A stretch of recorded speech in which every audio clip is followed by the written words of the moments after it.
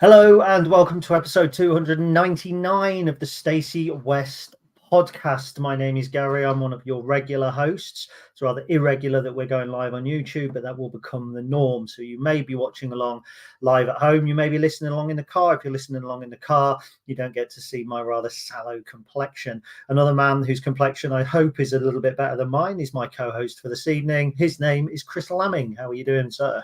Hello. I've got a cold. Who catches a cold in June? Is it hay fever? No, I think it's probably because I don't feel very well. I don't just feel blocked up. I think it might have something to do with spending a couple of hours in a mosh pit again on Sunday evening with you. Yeah, I forgot about that. Yeah, I'd forgotten about that. Yeah, did you see there was a video on the Ferocious Dog Facebook page? Somebody was filming. And he was turning around to the mosh pit, and I'm in the middle of it. And for some reason, I just stand, turn, and look at him and go.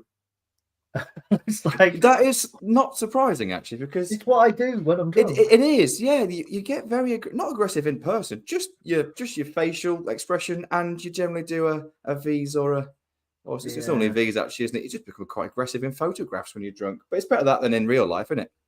Yeah, I was certainly going to get aggressive if we had to stay and walk about. So our friend Dave does like a walkabout, doesn't he?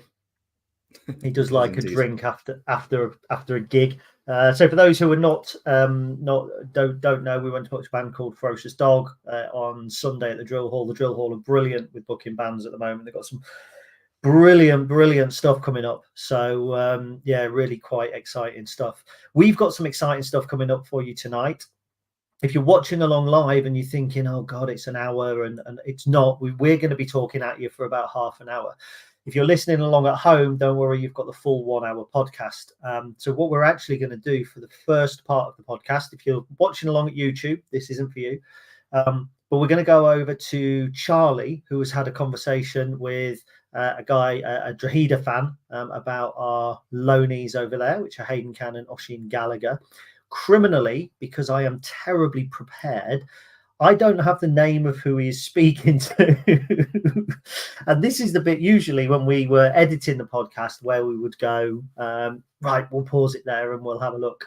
But we can't. A little blink behind the curtain. We can't.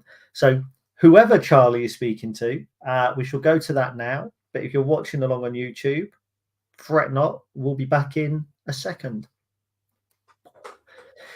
As if by magic. So Charlie obviously getting some good insight there. Cris and I thought that we would give you some good insight on players as well. But there was actual news today, actual Lincoln City news today, which is very, very exciting indeed. Kit release day. Now, I give my thoughts on a live at the beginning of the day on the home kit, but not the away kit. Cris has not given his thoughts as yet at all. I don't even think on social media. I know Ben's quite active on social media. I think he's given his thoughts. So let's have a look at the two kits. First of all, we'll have a look at the home kit. Obviously, if you're listening in, you won't get to look at it because you're listening. But it's basically a rebadged retro kit, more or less, isn't it? It is. It's smart, but it looks almost identical to the retro kit. You know what? It was weird because I was thinking this must have been a few months ago now, but towards the end of last season, when they often kind of advertise online, get this season's kit for cheap, basically. And I rarely buy the current kits, but I'm a big fan of the retro ones. And I thought, I haven't seen the retro kit advertised for a while. And I was just scrolling down, and all the retro kits are available apart from the one that looks like the new home shirt, which is the one I own, or one of the ones I own. And I would say it's probably my favorite one. So personally, I won't be buying this kit purely because I own the retro kit, which is almost identical to it. But it is really smart. I think it's done really well. A few nice touches. We say it every year. You can't please everybody, and there's only so much that you can do with red and white stripes. So yeah, I think it certainly fits the bill. What are your thoughts? So, well, I've got a couple of thoughts on that, but they're not particularly about the kit. So obviously you said that you're not going to buy this kit. How many previous replica kits that are not retro kits have you actually bought and currently own? Not many. 2, I think. So again, so I'm not the best person to speak about this in that regard. You know what? And I hate to be Mr. Negative here because I like to think I'm normally pretty positive. I don't really care that much about kits as long as it doesn't look rubbish, which it doesn't. None of them have for years. I don't mind. Like the kits are become memorable because of the memories that you have when the team is wearing that kit. That for me is what sticks in the mind. So let's be honest, the pretty awful kit that we had the season we won League 2, but we all remember it because of certain memories that happened in that kit. And I think that's how you remember a kit generally. So it's really smart. I particularly like the 56 on the back. You know, the little marks of the past. They're the things that you get when you don't get a complete just kind of replica kit out of a box. So that's really, really good. I do like it. I really like it. A couple of things. I did put on Facebook, not Facebook, whoever uses Facebook these days, put on Twitter.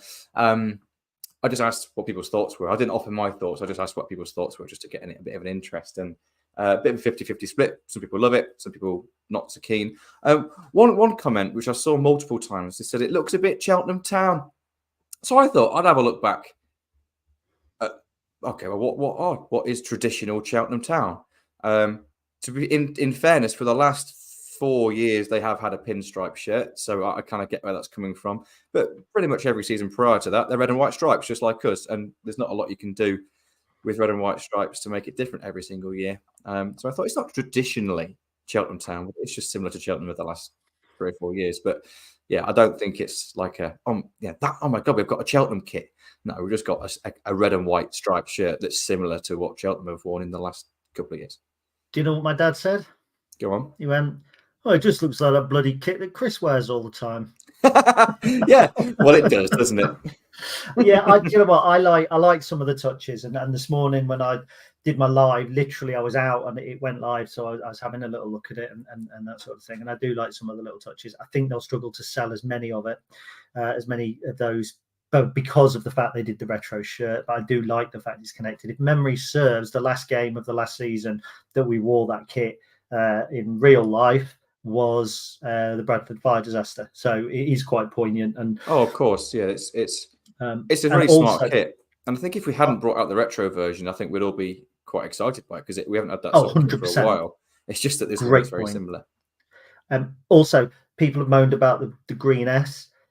I've actually always had a thing about red and green and red and blue shirts. I quite like them, like Portugal with the red and the green shorts and the Barcelona and that sort of thing. I actually quite like that little flash of contrast. Now, the home shirt we've done and dusted, that's been chatted about on the live. We've kind of covered it.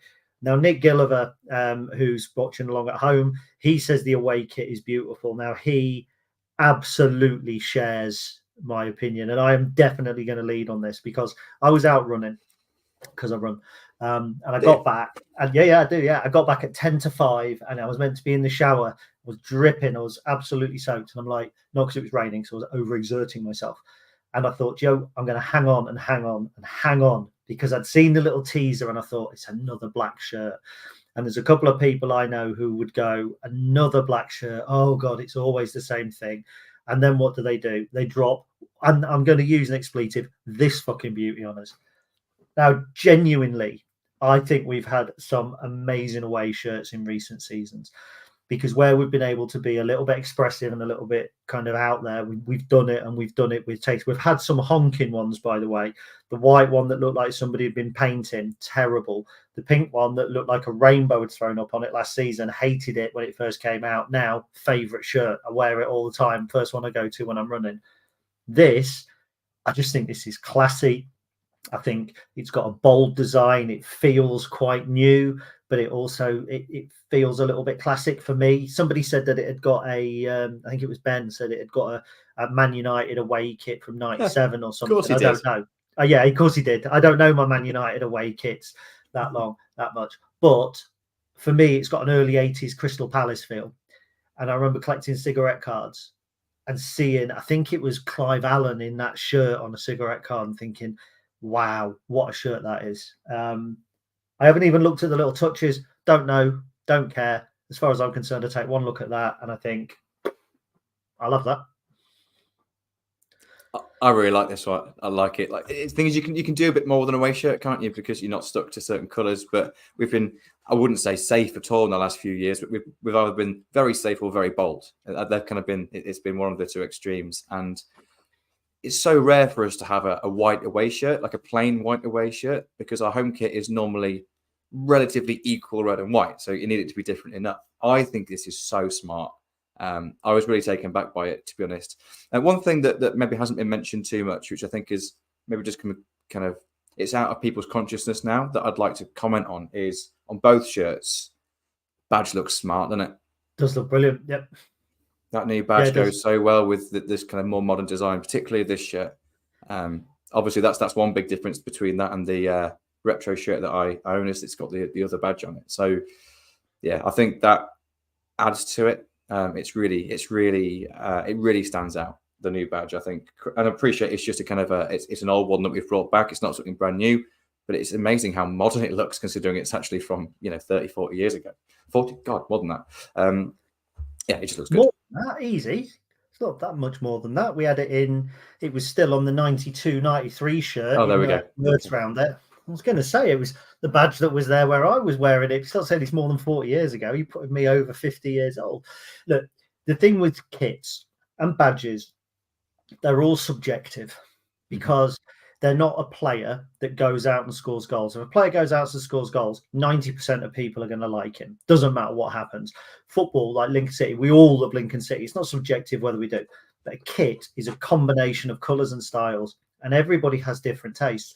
You walk into one house, it's magnolia walls. You walk into another house, it's yellow and white swirls. It's all Achille. Everybody's slightly different. So a kit is always going to divide opinion. You are never going to get across the board people going, that's nice. With 3 kits, all the club have got to do is hit once. They've only got to hit they've only got to hit you with 1 kit. Most people, I think, used to buy the home kit. I think increasingly people are turning to buying the second and the third kits because they're a bit different. Football shirts now are very much in vogue, so they're very fashionable. Ever since prior to lockdown, the kit sites have sprung up. It's become a science. I collect kits. After we did with Danny Nesbitt did the shirt off with the kits before we played Wolves, the exhibition. They're a massive, massive thing. 20 years ago, when this badge was being used, Chris, they were just we had the same shirt 2 seasons in a row. I think 91, 92 and 92, 93 we had the same away kit with just a change of sponsor. The first time we had the pinstripe shirt that we've got this season, we had it for 2 seasons. Before that, we'd had one for 3 seasons. It wasn't such a big thing, so it's easy to be critical. And the other point I'd just like to make is it's the beginning of the summer. There's no other news whatsoever. And I think that's, everybody then goes, right, we're going to get on the kit. Everyone's got to have an opinion these days. It's why you and I sit here on a podcast. We've got to have an opinion. We've got to put it out there. And I think that's what people do with the kits. Really interesting question actually here. What's our opinion on the oxen black box in the corner of the shirts? Personally wish it wasn't there, but see why. No, yes, on both of them, isn't it? I don't care. I'm so sorry. I know I'm the worst person to talk about kits. I like it. I like kits in that if it looked good, it looks good. I'm not a man of design. I would be awful at designing them. The last time I even thought about a kit in terms of design was when I was about 10 years old and used to sit in your lounge, like drawing your own versions of them. They were wacky, some of those ones. Did you say 10? And the rest, maybe. Well, I'm 18. We were doing it so I actually ran a football league. I don't know if I've ever said this on the podcast before. We called it the Pro Set League, and it was like a fantasy league. And what it was, we would do these big drafts. So we would sit down with the Pro Set cards and you'd bid on the players and you'd make your team, and then you could trade players and all that sort of thing. And then at night I went home, got an exercise book, made up all the results so that I won, and then went back in the next day and told them that I'd simulated it on a computer. And I shit you not, this went on for 4 years, from the first year through to the end of the 4th year, when people began to realise that they had got Amigas and Atari STs or whatever, and I was going home and simulating on Emmeline Hughes on the Commodore 64. But one thing every season, and the season was only as long as I could be asked to drag it out for, you had to design a new kit. So somewhere, I'm sure it's in the loft at my mum's, there are folders full of kits that people have designed over the years. So that is cool. Yeah. In 94, 95, did you know a fan designed Lincoln's kit? No, I didn't know that. Which one was that? So it's a red one with 2 white stripes. It's Echo, and then it's got black arms around the cuff. I know exactly. Yeah, it's a bit of a design on the cuff. Yeah, I know exactly which one you mean. Mm-hmm. And the away shirt was the blue, green and purple one. Yes, that was fan designed. Chris, you know what? When I say I don't care, by the way, I just don't have that strong a feeling on it. I don't not care. It's just I just don't let it bother me too much. I think that's the big thing. So in terms of the little touches, yeah, they're smart. I like the nods to history. That's the bit I think is a real nice touch. Particularly, I mentioned before the 56 on the back of the home shirt. Yeah, the other bits and bobs. It's red and white, looks okay. The away shirt's really smart. Goalkeepers' kits are not as outlandish as they were last season. They're bright colours, but they're just kind of plain bright colours. As a goalkeeper, I like a bright goalkeeper shirt, so it's fine. 16 minutes in of a half-hour show, and we've barely started. So we've got some bits to talk about. Now, the bulk of what we're going to talk about is former Lincoln City players on the move this summer. And we're going to look at ones that have been released, and we're just going to do a little bit of chatter around 1 or 2 of those. And this isn't a would you have him back thing, because 90% of the players that have been released we wouldn't have back, but we think there's some interesting discussion points in there. But first of all, the only real transfer rumor that we've had this week was the news that we are not interested in Northern Ireland striker, Larne striker Lee Bonis. 25, I think he will be when the season kicks off. I think he turns 25 on August the 3rd. Lots of goals over in Ireland for Larne. Must be a reason he didn't get the move when he left Portadown to come to the UK, but he's now looking to come to the UK. It's going to be a 6-figure fee, whoever pays it. We've been linked with him by the Belfast Telegraph. 100% that is not a viable link. It's not a red herring. It's not intended to throw anybody off the scent. We're not interested in him. Were you surprised that we weren't? No, I think the first time round when he was at Portadown and he was doing incredibly well in the second tier in Northern Ireland, you'd imagine he had a lot of options. That was exactly the sort of move that I expected us to be interested in. Maybe even last summer, it would have made a bit more sense. It sounds silly to say, oh, he's 25 in August. He's too old. He's not too old at all, obviously. But for us to pay a fee for a player, we always want to pay the fee. We see that as an investment, I think, don't we, at the football club? It's an investment. And at some point, if you make an investment, you need to cash in on that investment. It's quite rare, I think, for us to pay for a fee for a player that we are unlikely to have significant sell-on fee for. So I think purely just because of the age profile and the sort of fees that were being reported, I just didn't think that added up too much. And also the type of centre forward he is. He was more similar to something that we've already got in the squad compared to what we've lost, for example. So he's not really a Joe Taylor type.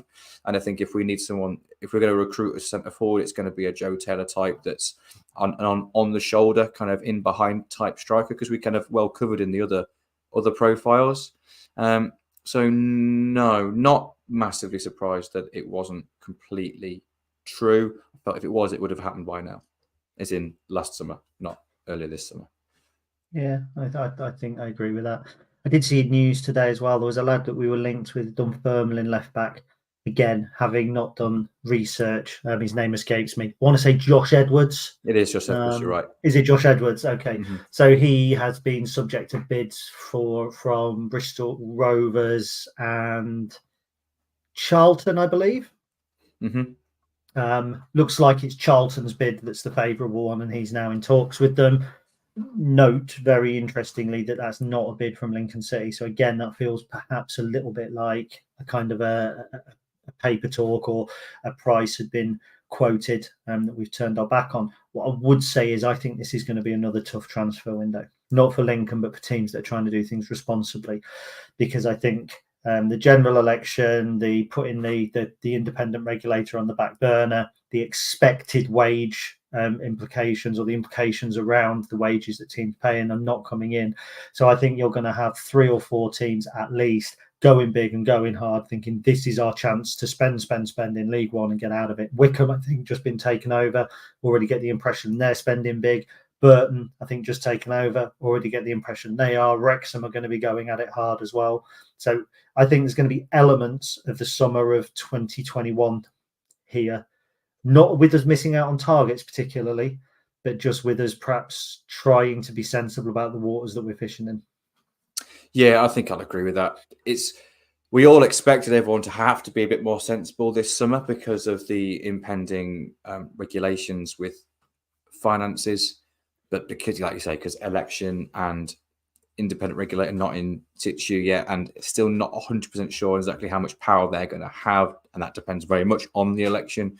It almost like feels that some clubs are thinking this is our last chance to throw some cash around and get out of this division, because we're not going to be allowed to this time next year.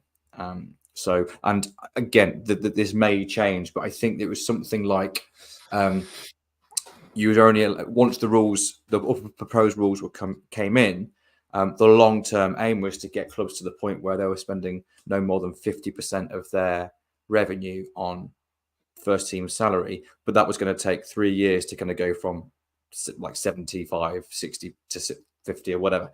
So it's almost like if you're offering someone a 3-year deal, you've got a little bit of leeway before you have to get to that. What is that end point? So that's like a year down the line. That's a year later now. So you'd like to think, or you'd expect probably from these clubs, if they're offering a 3-year deal to a player, that deal is going to be justified, and they can probably work around it from a regulation perspective. By the time that contract ends, it's not their problem anymore. That have hopefully got themselves in line. So it feels like, maybe 6 months ago we were really excited about this summer in terms of, we're not by any means would we see ourselves as being a big fish, but we'd maybe be able to have, because we've been so sensible and so well run, and we are within those kind of, or near-ish to those lines already, we could be really competitive. But it would appear that maybe we're still that tier below, really, in terms of what we can offer compared to even other clubs our size, really, are going to be able to kind of outbid us, it would appear, in certain things. But you'd also imagine the players that are going to be fetching those kind of far, far larger wages are probably not the sort of players that we're going to be going after anyway. No, fair point. Nick Gilliver says he thinks with 4 strikers on the books already, he thinks if a striker comes in, it'll be a loan. I wouldn't be as certain about that. I think if the right deal, the right player was available, I'm like Mystic Meg. I can foresee a loan spell in Jovan's future, because I think for Jovan's best interests, going out next season, even if it's to a Bromley or a top-end National League team. I know he's been in League One. I know he scored in League One. He needs to go out there and get 40-odd games under his belt. It did the world of good for him. He went to Gainsborough just as one of the kids, and he came back and he's been seriously involved in the first team ever since. I know he went to Bromley, but coming back from Gainsborough, they came back and he impressed people at the club with his physicality and with what he had done at Gainsborough. So he could go out on loan. And if the plan is to stay 3-5-2, very, very possibly it is, I think we're going to want to carry 4 strikers on our books anyway. If there's a question mark over Tyler Walker's fitness, potentially, and he's got 1 year left of his contract.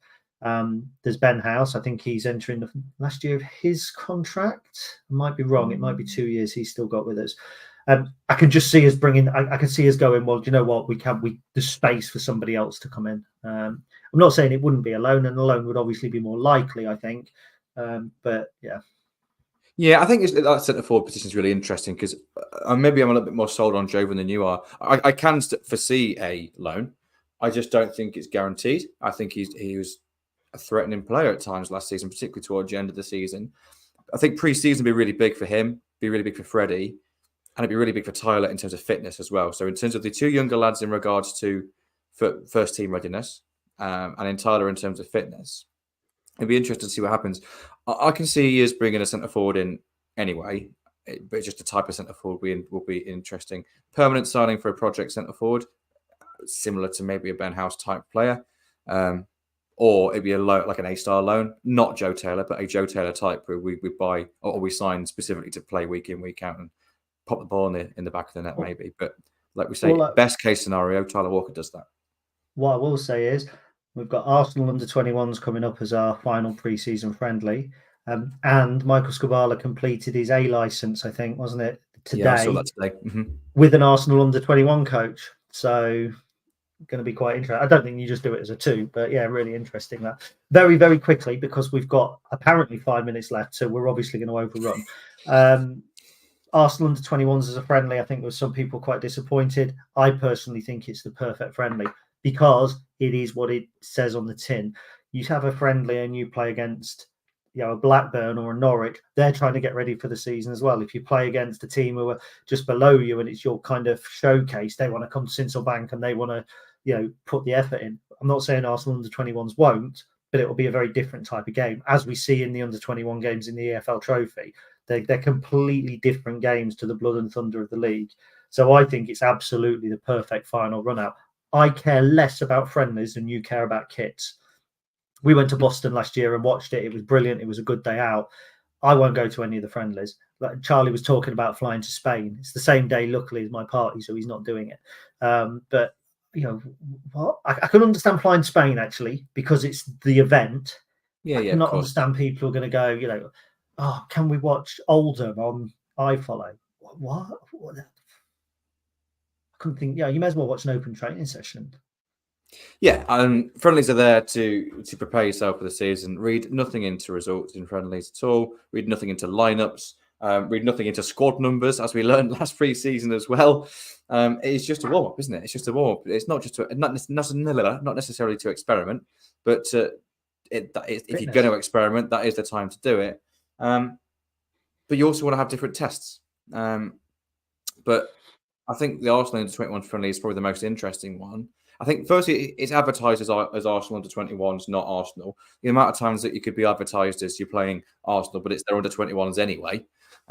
It's advertised as the first team. Remember when Liverpool came and played as part of the Jack Hobbs deal, and they turned up with no first-team players really at all playing. Well, they had Robbie Fowler. They had the Gonzalez or some, a Mexican winger. They had... It wasn't Liverpool, was it? It wasn't Liverpool's first team by him. No, they had 5 or 6 first-team players in. They had Ali Dayu, Salif Dayu, midfielder. Anyway, sorry, I don't mean to correct you, but I only remember that because I was on autograph duty. Oh, fair enough.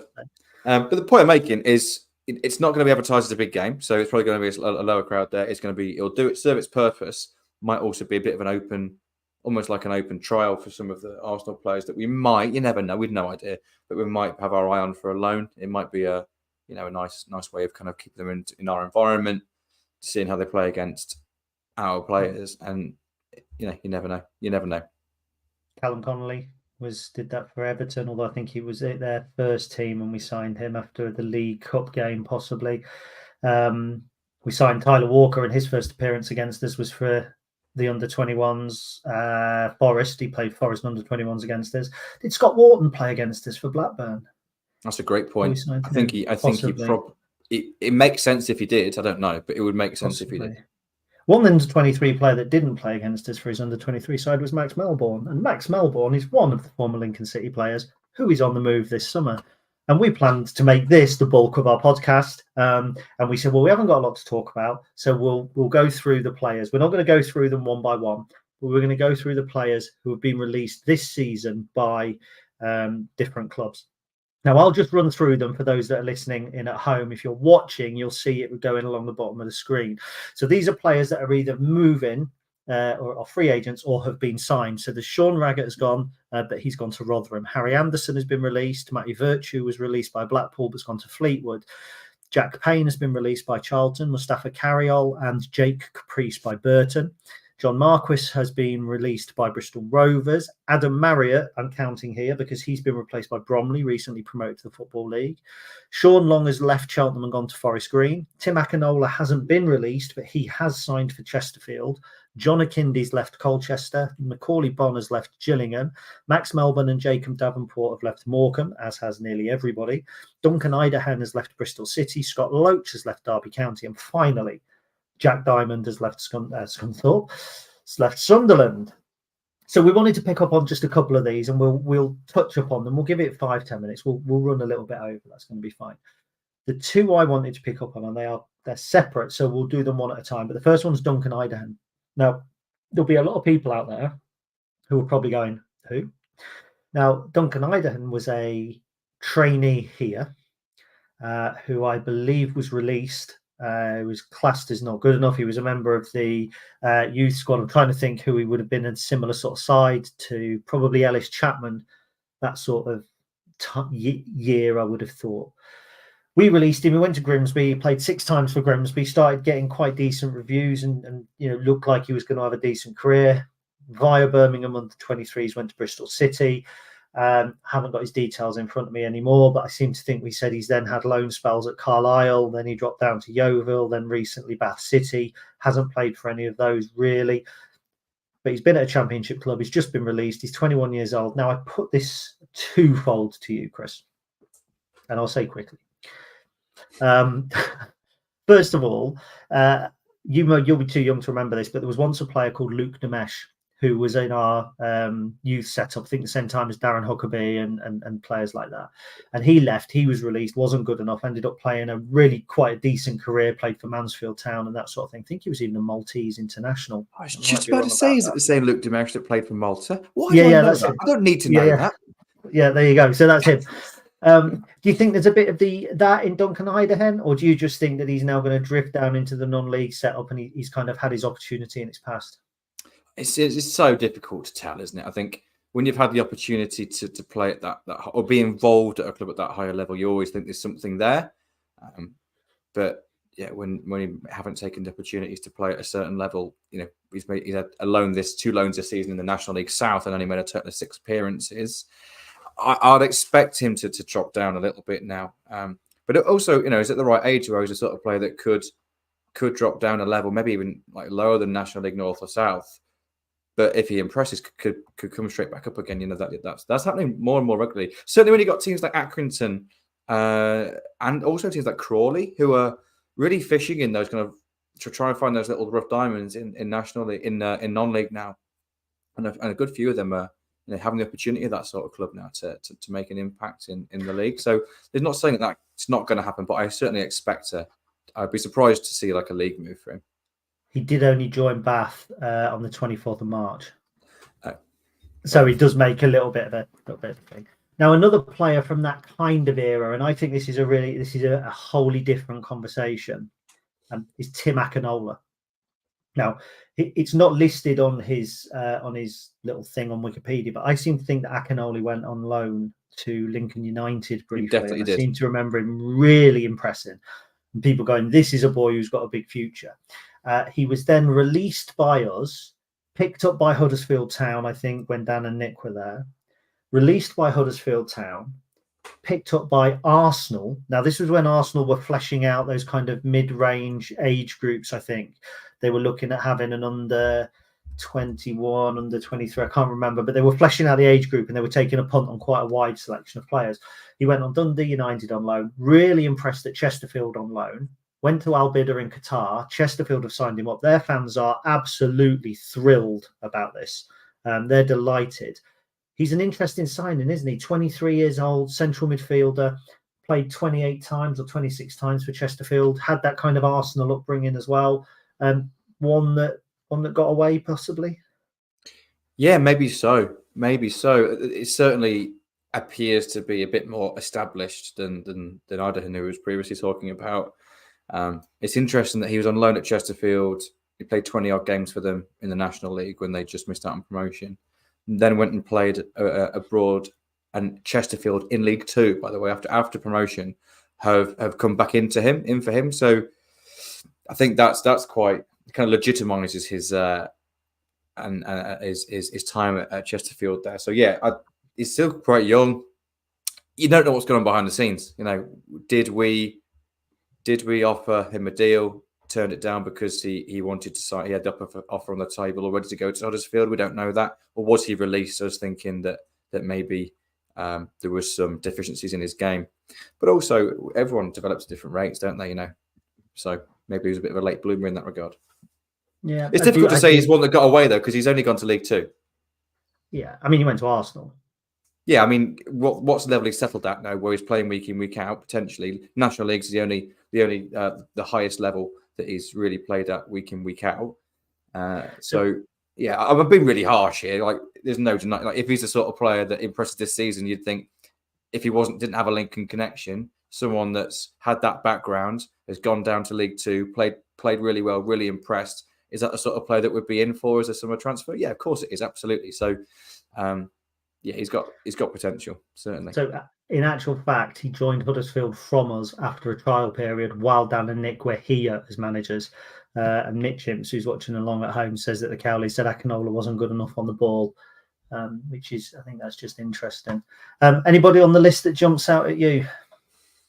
Well, Harry Anderson, everyone's favourite. The fact he's been released. I miss Harry. Yeah, he's just a lovely guy, great player. He's also had a tough couple of seasons, though, hasn't he? Ever since his move to Bristol Rovers and subsequently to Stevenage, just didn't work out for him, sadly. I think he would be a great signing for a top end League Two side. I'd have him in. I don't think. No, not now. I just don't. And I think that's nostalgia talking. Oh, it is. The Harry Anderson of 3 seasons ago would fit in now, particularly as a right wing back option to challenge Lasse Sorensen. But yeah, with the history of his last couple of seasons, yeah, I just think if you're Harry, you want to play football week in, week out, don't you? He's been in League One for 3 seasons now, maybe more, more actually, isn't it? And hasn't really established himself as a starter.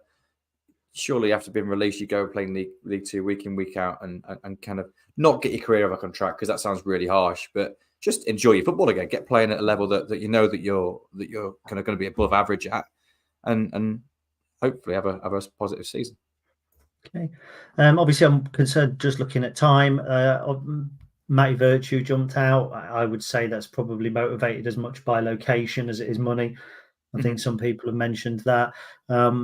And the other one that surprised me a little bit was Sam Long, League One last season with Cheltenham, 40 games or so.